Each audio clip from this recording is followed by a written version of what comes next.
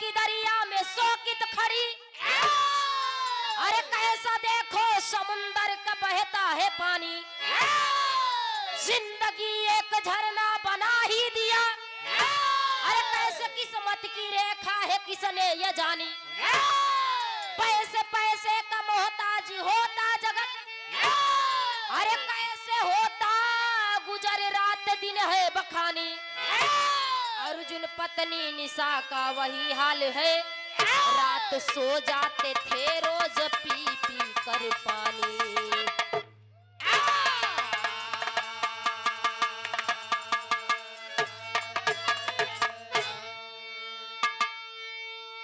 सामने गम की दरिया में शोकित खड़ी, कैसा देखो समुंदर का बहता है पानी, जिंदगी एक झरना बना ही दिया, कैसे किस्मत की रेखा है किसने ये जानी, पैसे पैसे का मोहताज होता जगत, कैसे होता गुजर रात दिन है बखानी, अर्जुन पत्नी निशा का वही हाल है, रात सो जाते थे रोज पी पी कर पानी। भैया तनी कोरस के तनी सिस्टम ऊपर करा था, हेलो हेलो, बस हमारे छोड़ के बाकी सब तने ऊपर करा, बस कह दिया। अच्छा तनी देखा तनी उठ जा कष्ट कह के, हेलो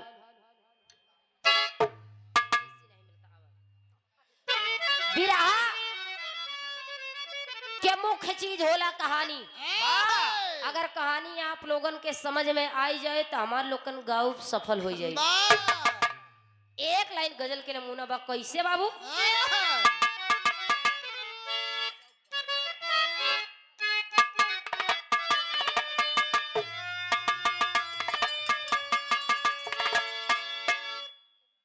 यह गीतिया के लाइन बा,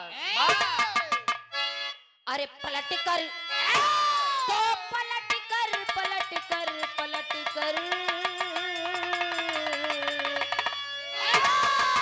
अरे पलट कर देख ले जालिम तमन्ना हम भी रखते हैं, पलट कर देख ले जालिम तमन्ना हम भी रखते हैं, पलट कर देख ले जालिम तमन्ना,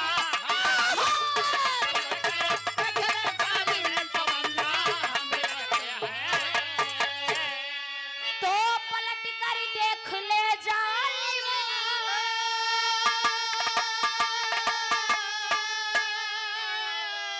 अरे तमन्ना हम भी रखते हैं, तमन्ना हम भी रखते हैं, अगर तुम हुस्न रखते हो जवानी हम भी रखते हैं, अगर तुम हुस्न रखते हो जवानी हम भी रखते हैं, अगर तुम हुस्न रखते हो जवानी हम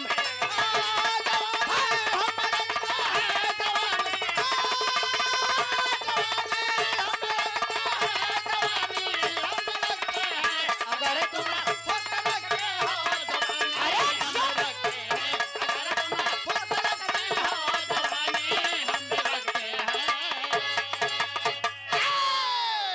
लेकिन भाव में बड़ी मार्मिक लाइन हमारे कवि जी सम्मानित आप राम कुमार कवि जी दूरी बाग की पवन धरती से बहुत मार्मिक लाइन लिखत हमें, कैसे,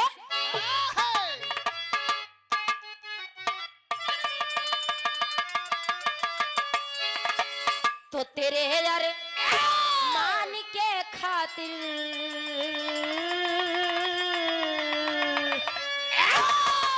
तेरे यारे मान के खातिर सुनो पर देश जाऊंगा, तेरे यारे मान के खातिर सुनो पर देश जाऊंगा, तेरे यारे मान के खातिर सुनो पर, तेरे यारे मान के खातिर सुनो पर देश जाऊंगा,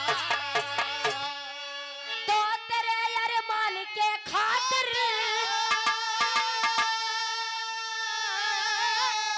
अरे सुनो परदेश जाऊंगा, सुनो परदेश जाऊंगा, गुजर हो नहीं घर में तुझे दिल में बिठाऊंगा, गुजर हो नहीं घर में तुझे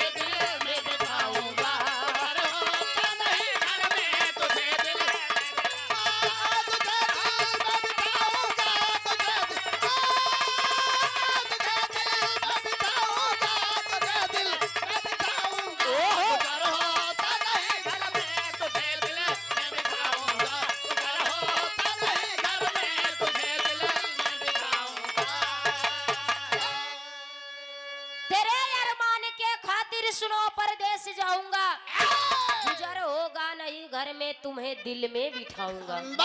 कहानी की यही से शुरुआत लगता। नजम के भाव कैसे बाबू?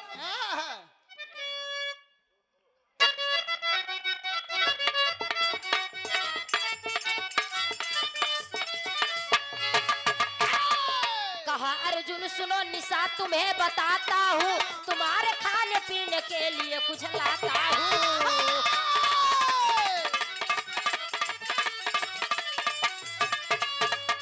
एक जेवरात दे दो गहन रख के मैं आऊँ, मास मास के लिए तुम्हें राशन लाऊं।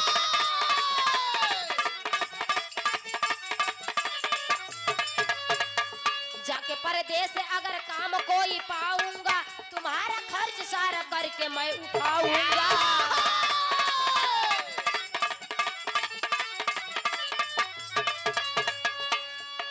चलो परदेस गया क्या प्रभु की माया है।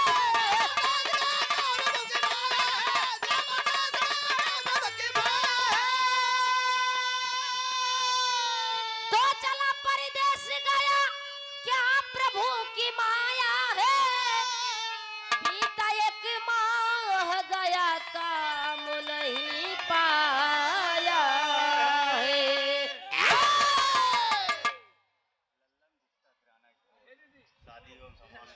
लल्लन गुप्ता किराना स्टोर, शादी के शुभ अवसर पर जितने भी सामग्री लगती है बाबूजी के यहाँ मिलती है। सुंदर 50 रुपए का महान आशीर्वाद, बहुत बहुत धन्यवाद।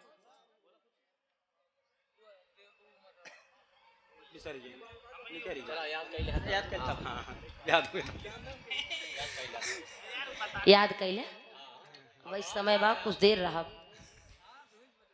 कहानी के शुरुआत बा।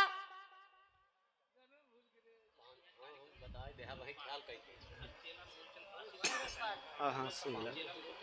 हाँ पानी रहा हो ले जल्दी डाले मंगाए रहे साहिल पानी दे पानी। और जिनके दरवाजे पे कार्यक्रम हो रहा है सूरज पाल भैया जी, उनके चेला मूलचंद, अच्छा ड्राइवर साहब, तिलका ताली की पौन धरती से इस सुंदर 21 रुपए का महान आशीर्वाद, बहुत बहुत धन्यवाद बा। आशीर्वाद की चाह रही आवा तनी से। कहानी के शुरुआत बा। एगो गांव में एक लड़का रहे और लड़का के जब शादी हो के दुल्हन आई, उ लड़कवा के नाम रहे अर्जुन पाल। लड़का बड़ा खूबसूरत बा। जब ओके दुल्हन ओकरे दरवाजे पर आए, धीरे धीरे समय बीतत बा। कहा जाता है कि समय से पहले भाग से ज्यादा कोई कुछ ना पावे। समय बीतता गया। आज गरीबी ऐसा चीज होला बाबूजी, घर से बाहर और बाहर से घर कर देना। आज अर्जुन की पत्नी निशा, धीरे धीरे समय बीतत बा। दोनों प्राणी की जिंदगी अच्छे से बीतता और धीरे धीरे जब ऐसे ही समय कटत चला जाता, एक समय आया अर्जुन गरीबी के मारे एकदम मोहताज बा। पैसे पैसे के लिए तरस रहा है। आज उसकी पत्नी कह रही है कि स्वामी एक ऐसा दिन हम सबके सामने आ गया। आज हम लोग एक रोटी के खातिर, एक टुकड़ा रोटी के खातिर तरस रहे स्वामी। आखिर कैसन दिन आइल बा ए स्वामी। अर्जुन अपनी पत्नी से कह रहा है कि प्रिय तुम अपना एक गहना दे दो, हम तुम्हारा गहना गिरवी रख करके कुछ दिन के लिए 6 महीने के लिए राशन रख कर आएंगे। राशन लेकर आएंगे, उस गहना को गिरवी रख करके जब जो राशन लेकर आएंगे तुम उस राशन को खाते रहिएगा और मैं जब प्रदेश जाऊंगा कमाने लगूंगा, धीरे धीरे तुम्हारा सब शौक श्रृंगार पूरा करूंगा। इतना कह करके अर्जुन अपनी पत्नी निशा को समझा करके अपने घर से रवाना होता है। परदेश जाने के लिए तैयारी करता। बिरहा में एक लाइन तरज है।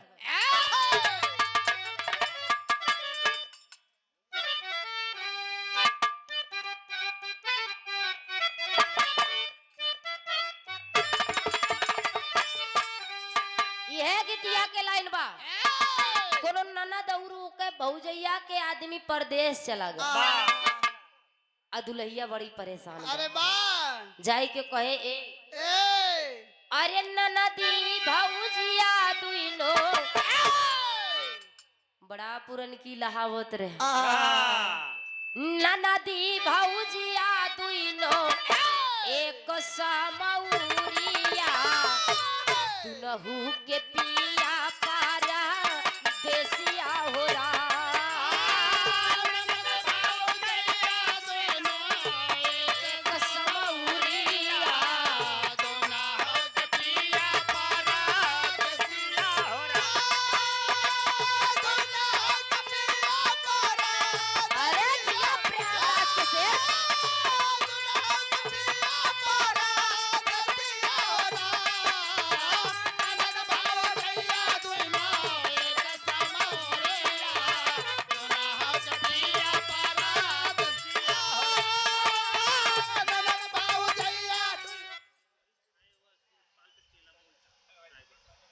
सूरजपाल के चेला मूलचंद भैया जी ड्राइवर साहब जी की तरफ से ढेर सरमाया पुरस्कार आशीर्वाद की छवा ऐसे हमन लोग के हौसला बढ़ाए रहा साहेब।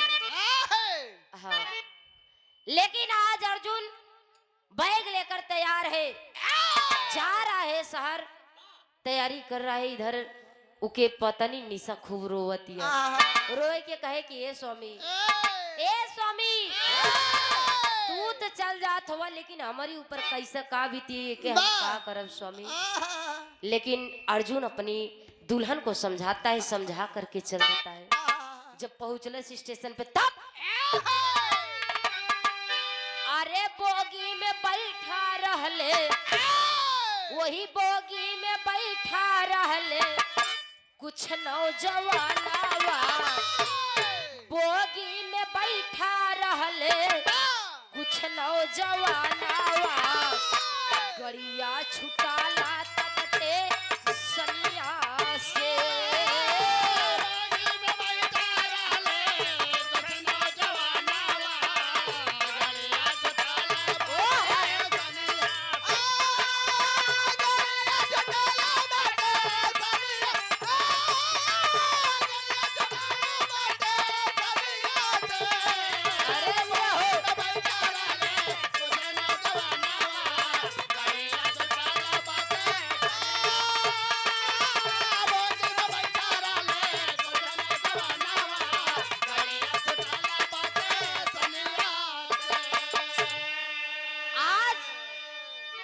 अर्जुन जब घर से रवाना हो गया, जाता है स्टेशन पे, और जब ट्रेन आई अर्जुन जाकर डिब्बे में बैठ गया। उसी डिब्बे में बैठा है जो डिब्बे में हमारे भारत माता की, हम सब की रक्षा करने वाले आर्मी के कुछ नौजवान भाई बैठे थे। और जब बैठे थे तब अर्जुन मन गिराई के बैठल बा, मनवा गिराई के जब बैठल बा, कुछ भाई लोग बैठे रहे आपस में चर्चा करत रहे। ताले अर्जुन एगो बात कहलस का,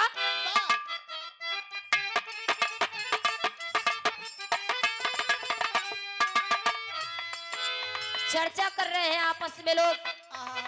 ताले अर्जुन जाए के कहलस से भैया अगर हमरो कोनो जुगती होई तो लगा देता, हमरो कोनो ई गरीबी से कोनो झंझट छूटत। आखिर अर्जुन रोवता, अखिया में आंसू लेके जब रोवता, चलो मैं एगो लड़का समझदार रहे, एगो भाई समझदार रहे, कॉलेज के अर्जुन के तो हाइट हो ठीक है बा, अब पढ़ल लिखल भी ठीक बा, ऐसा कुछ करा जाए कि एक जुआड़ लगा देवे जाए। अर्जुन आंख में आंसू लिया है, वो भाई लोग कहते कैसे मिलिट्री में भर्ती सुनी चला नौजवानवा,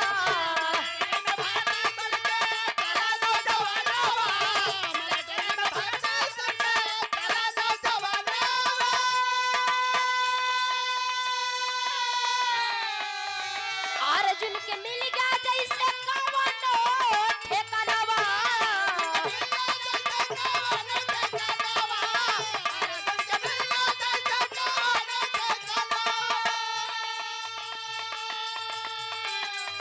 नाप जोखा होइगा जागी, नाप जोखा होइगा जागी, उनके की समातिया, नाप जोखा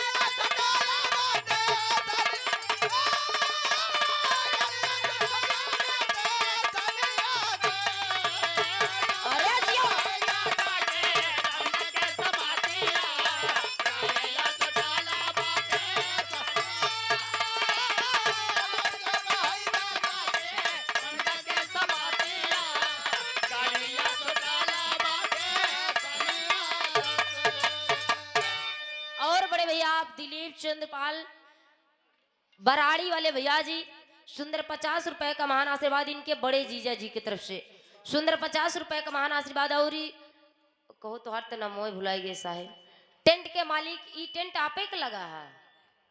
अच्छा नहीं ध्यान में आवता फिर से आई के बोल दिया साहेब 100 रुपए का महान आशीर्वाद तो यार आपकी हम 200 बोल दे आवत तो सही।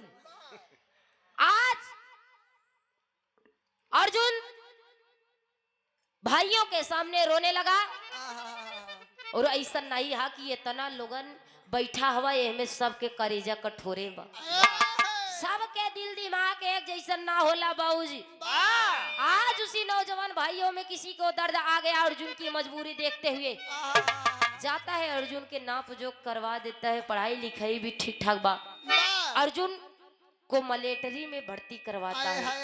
अर्जुन ट्रेनिंग में लग गया ट्रेनिंग देता इधर धीरे धीरे 6 महीने के दिन बीत गए। जब 6 महीने के दिन बीत गए इधर दुल्हनी के पास राशन खत्म बा दुल्हनी के पास जब राशन खत्म बा तो बिरहा में एक लाइन तरज लगता और हम चाहे कि जोन पैसा दे के गए साहब तनी मंच तक आई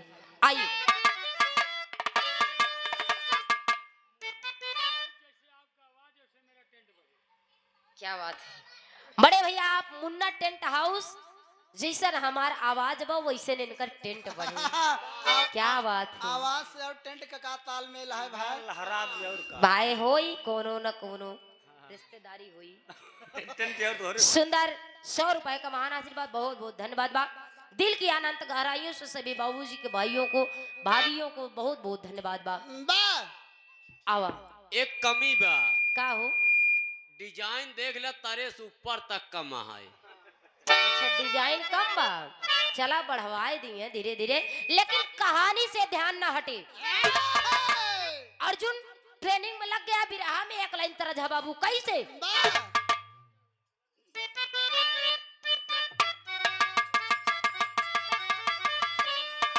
बड़ी पुरान गीत बा कोनो दुल्ही कोनो लड़का से कहे कि ए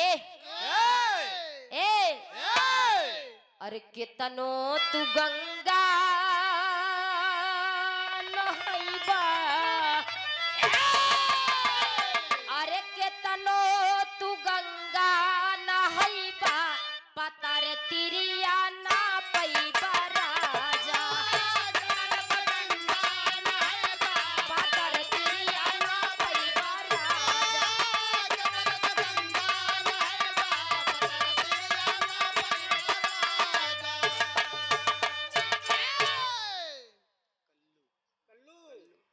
और अच्छा गार्जियन जी की तरफ से छाया हुआ नाम कल्लू यादव जी तिलका ताली की पवन धरती से सुंदर 21 रुपए का महान आशीर्वाद बहुत प्यार दुलारा आप देहन जब चाहिए इसे हम चाह कि जले हम दू गैया ही देते रहा हाँ बहुत बहुत धन्यवाद बा लेकिन एक कौनो दुल्हन कहे कि गेहुआ के बाल लई गसुगना अरे गेहुआ के बाल लई गसुगना बलमा मोर पूरी के तरह से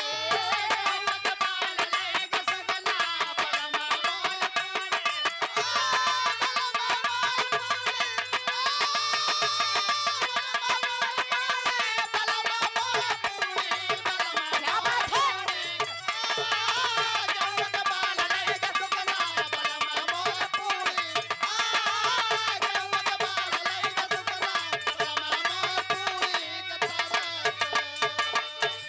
समय बीतत बा बाबूजी ये कहानी से ध्यान ना हटे न तुम्हार गाँव असफल हो जाई। समय बीतत बाद 6 महीने के दिन बीत गए दुल्हनी के पास राशन खत्म हो गया।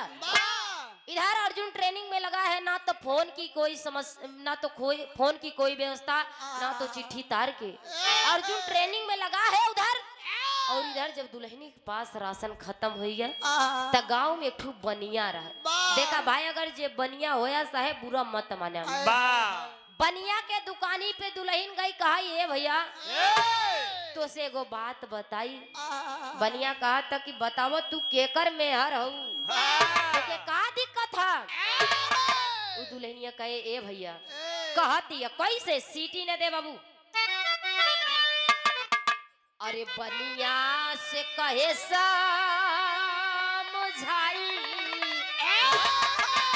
अरे बनिया से कहे समझाई, विपता आज तो से बताई। सीटी लगे सीटी।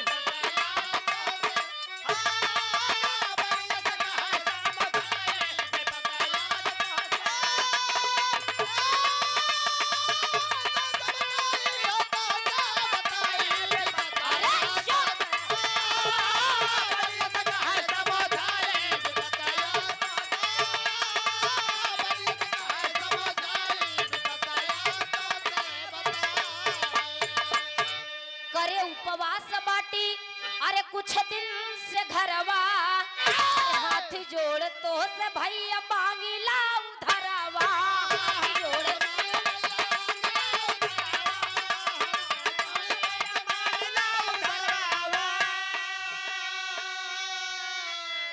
कहे गर्दिश में होई जा सहाई, विपता आज तो से बताई।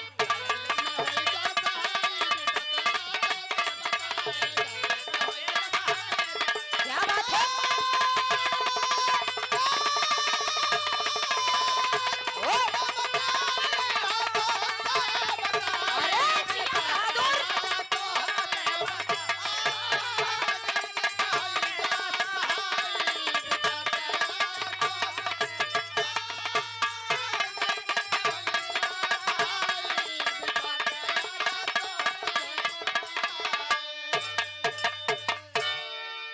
बनिया देखता है मान दुल्हन की कही है गोरी, तुहार हम का सहायता करी, हम तो के देख के हमार माथा खुदे चकराई। निशा कहने लगी कि भैया आप मेरा सहायता कर दीजिए, कुछ दिन के लिए मुझे राशन दे दीजिए, और जब हमारे स्वामी हमारे पति देव जी आएंगे, हम आपका कर्जा एक पाई पाई चुका दे भैया। अजय तनी बात कलन तब बनिया कहने लगा कि ए गोरी, तो के भरल जवानी में तोहर पिया काहे परदेश छोड़ के चला गए। गीत लगा था बाबू कैसे?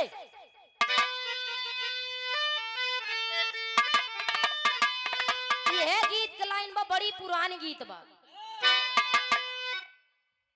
कोनो दुल्हन कहे ए राजा, सब जगह घूमे घुमाई दिया, सब चीज पहने पहनाई दिया, लेकिन एक चीज तनी हमार औरी कदम कहा दिया।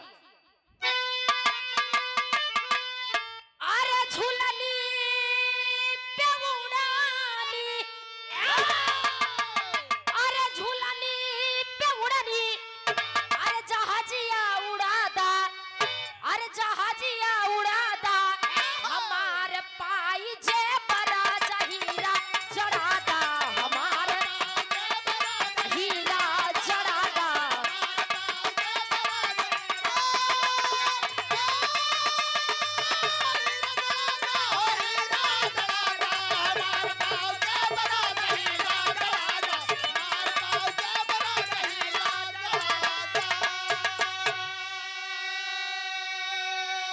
लेकिन उ बनिया उ भरल जवानी में दुल्हन के देख के कहा ये गोरी, अरे भूली गवा तो हो के, अरे भूली गवा तो के, परदेसवा में जाई, और परदेसवा में जाके हमारा पैसा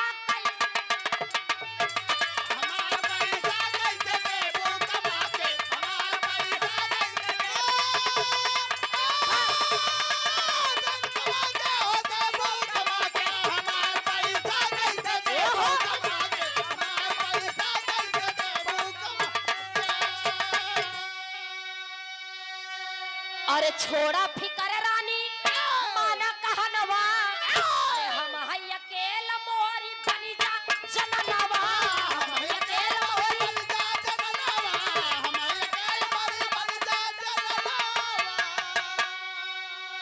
अरे सुख से रहा, सुख से रहाया बाबू का भूला के, हमारा पैसा कैसे देबू कमा के।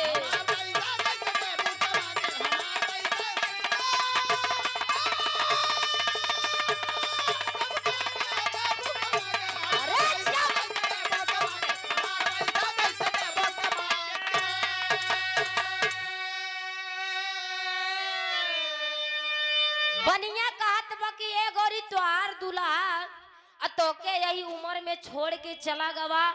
आज धीरे धीरे 6 महीना से 1 साल के दिन बीत गया। 1 साल के दिन बीत गया। अगर ओकरे तनिको मोह माया होते, ओकरे दिल में तोहरे खातिर अगर तनिको दर्द होते, तनिको अगर प्यार हो तो तोके फोन चिट्ठी तार तोके संदेश जरूर दे।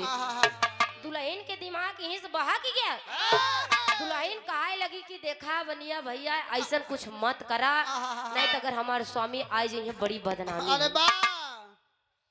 बनिया कहा था कि तोके राशन दे तब जया तू हमार दुल्हन बन के हमरे घर में रहबू।